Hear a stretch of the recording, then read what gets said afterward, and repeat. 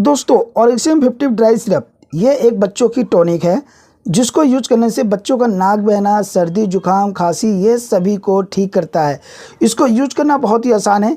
इस dry syrup को ये जो स्टर्लिंग देख रहे हो, इस स्टर्लिंग वाटर को इसके अंदर डालना है। जैसा कि आप देख रहे हो, ये जो लाइन, आपको इस लाइन तक का वाटर डालना है। इसको ठीक से सेक करके हिला देना है और अपने बच्चों को दिन में 3 बार पिलाएं। और इसको पिलाने की मात्रा इसके अंदर लिखी हुई है, कैसे आपको पिलानी है। तो दोस्तों इसको आप घर में यूज कर सकते हैं, आपके बच्चों के बेनिफिट के लिए बहुत ही अच्छा है। तो सर्दी, खांसी, जुकाम और नाक बहना, इसको ये तुरंत आराम करता है। जो दोस्तों पाइनएप्पल फ्लेवर में